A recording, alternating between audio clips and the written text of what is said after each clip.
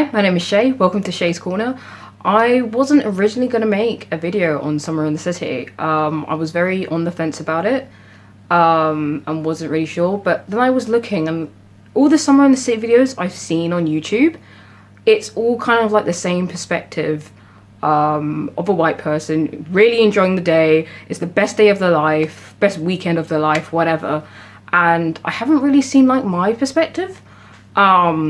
Or a person of colour's perspective, and I just want to talk a bit about some of the city in the whole. I'm going to start by talking about the first time I went in 2017, and I'm going to continue from there on to now, and also my experience of the entire event. Okay, so when I went to Summer in the City in 2017, I'm not sure if I went for the weekend or just one day. I didn't do a meet and greet thing, the ballot, because I bought my tickets like maybe a week before it started. It was my first time going. I didn't go with anyone. Everyone that I asked to go with me was like, that event's not for us, or I've never heard of it, or I don't really want to go. So I didn't force anyone to come with me. And then some people were busy as well. And I got there and I immediately just felt so uncomfortable.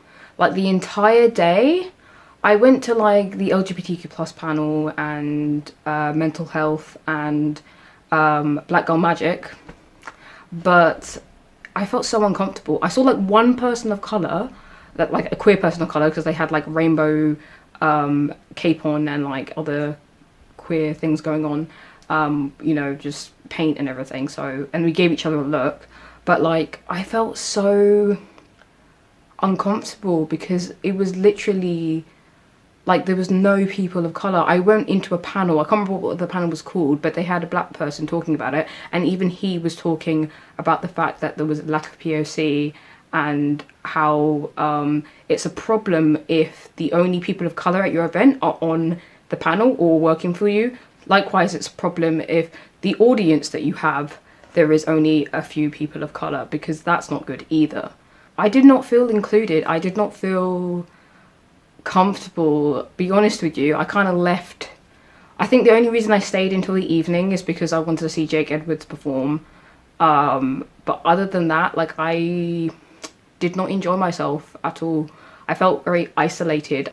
The saving grace for me was like the Black Girl Magic panel, because I kid you not, it must have been, we joked about it as well, I think it must have been like all of the people of colour in that entire event must have been on inside this panel room, because it was like 2 rows of people, all people of colour, predominantly more women, if I can remember correctly ish, and we were just like, yeah, where are the POC? Like, we need more representation, we need more diversity, you know. We understand that at least we have this space right now with Black Girl Magic, but like it wasn't great. Even when I went to the LGBTQ plus panel, I was just like, there is me and there is maybe 1 or 2 people of colour that I am seeing in this entire room, and there were loads of kids, there were loads of people. So I was like, where's my people at?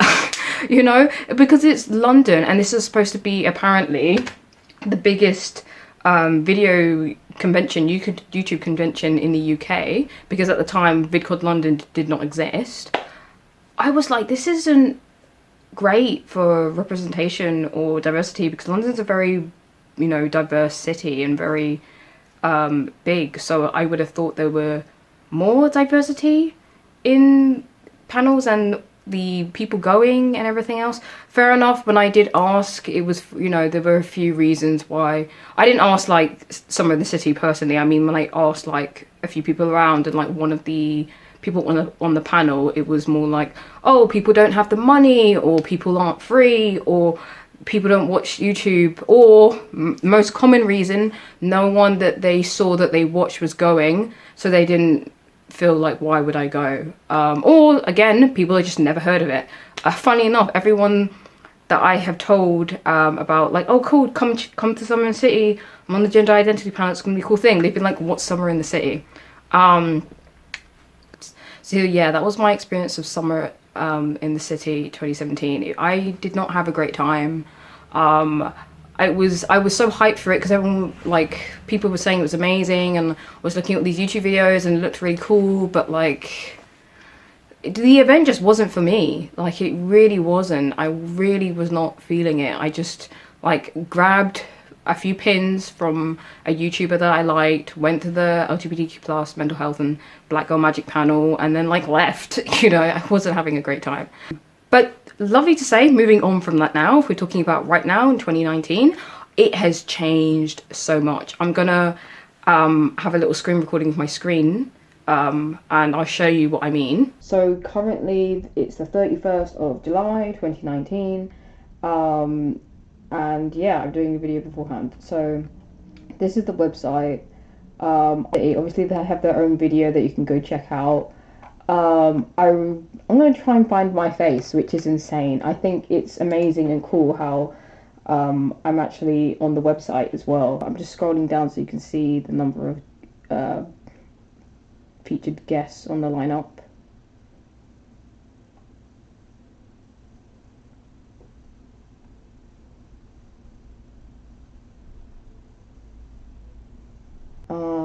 Yeah, there's no offense as well. Yeah, I'm on the gender identity panel for Summer in the City 2019. It's on Sunday, panel room B. I am super excited but also nervous. So yeah, that's really cool.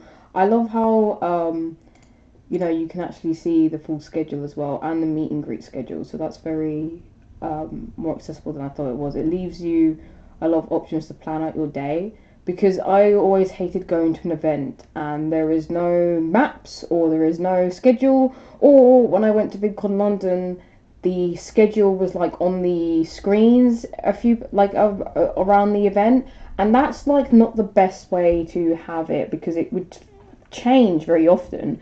But it was kind of a struggle to figure out, oh, where is this room, where is this event happening? But at least now it's like it's on the website, and if you either don't have signal or access to a phone, you could probably print it off or write it down even and plan out what you're doing for the day. So yeah, it is a lot more, like I said before, I'm not sure how I'm going to edit this, but it's a lot more inclusive than I went in 2017. You even have a Being Black on YouTube.